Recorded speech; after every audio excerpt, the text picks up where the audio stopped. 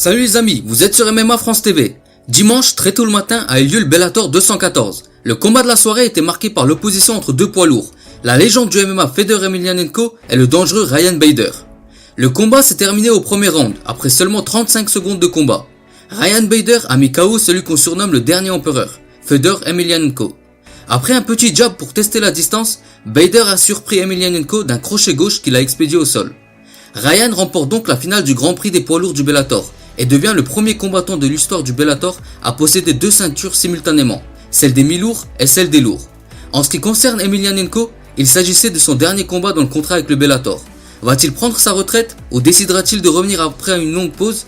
Pour l'instant, il n'a rien communiqué à ce sujet. Je vous propose aujourd'hui de voir un extrait de ce qu'a dit Ryan Bader lors de la conférence de presse après sa victoire face à Fedor Emelianenko. Juste avant, je vous invite à cliquer sur le bouton s'abonner pour rejoindre notre communauté de passionnés par le MMA et pour être informé de la sortie des nouvelles vidéos. Merci à tous et bon visionnage.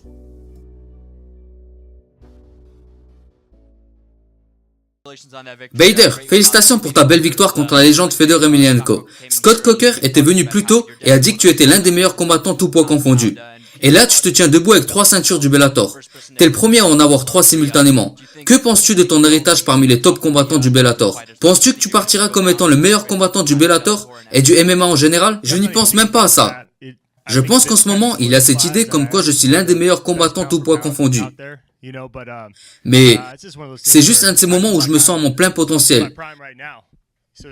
Donc il y a beaucoup à faire encore. Et je n'ai pas vraiment commencé à écrire mon histoire ou quelque chose comme ça. Mais en ce moment, je suis au top. Je suis champion des poids lourds et des poids mi-lourds. Je me suis battu avec Fedor, l'un des meilleurs combattants de tous les temps, dans un tournoi de Grand Prix. Et je suis devenu champion dans 2 catégories. Qu'est-ce que je pourrais vouloir de plus? Je peux aller chez les poids moyens, tu sais. Je peux défendre ces ceintures. Mais faire un tournoi avec de tels adversaires, et avec Fedor, si tu regardes ses combats, il a une carrière juste incroyable.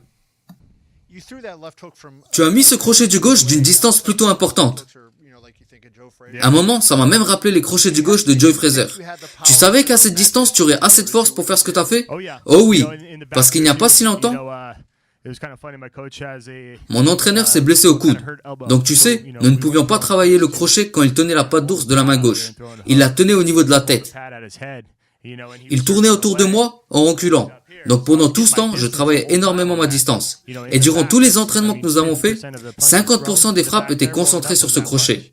On a travaillé la distance et tout ce qui va avec. Il fallait attraper le bon moment, le forcer à baisser les bras, qui sont déjà souvent bas, ou bien l'attraper au moment où lui-même déciderait de mettre un coup.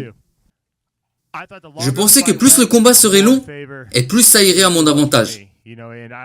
Nous avions prévu de faire un réel affrontement, comme il l'avait fait avec Chael au premier round, parce que, même si j'aurais eu du mal, je pense que j'aurais réussi à prendre le dessus.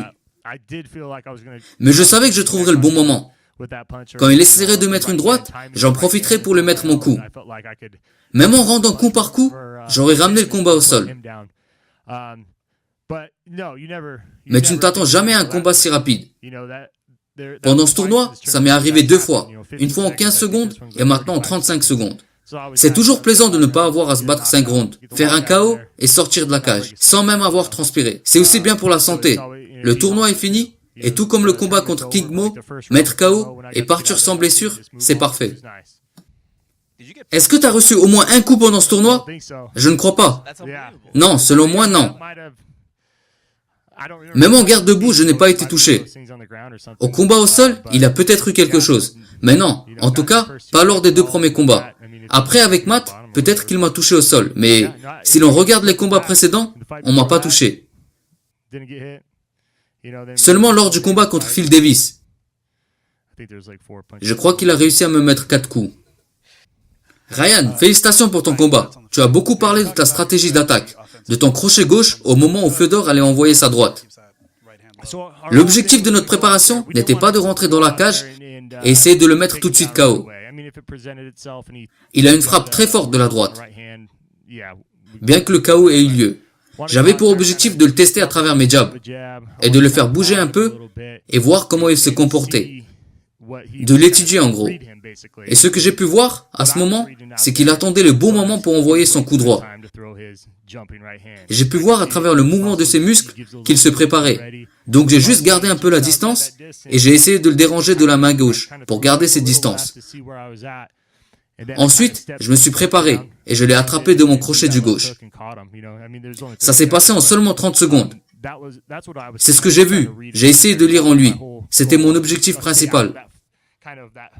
Je ne voulais pas qu'on se concentre au centre de l'octogone et qu'on se tape dessus dès le début. Mais en même temps, je voulais le laisser travailler pour qu'il se fatigue et perde de l'énergie pour pouvoir prendre l'avantage. Mais j'ai réussi à l'attraper du gauche avant qu'il mette son coup. Il y a quelques années, Daniel Cormier avait dit que tu étais l'adversaire le plus facile de la catégorie. Maintenant, tu as plus de ceintures que d'ici. As-tu un message pour Daniel Cormier?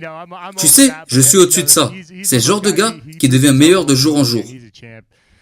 C'est un champion dans la cage, tout comme en dehors. Il se bat avec des monstres. J'ai que du respect pour lui. Ça serait pas mal de faire un combat entre organisations. Un combat entre doubles champions. Mais on verra si ça se produira un jour.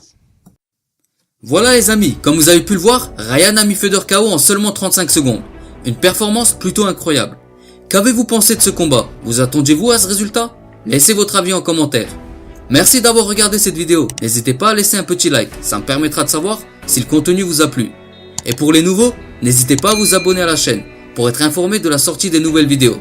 Merci à tous et à très bientôt.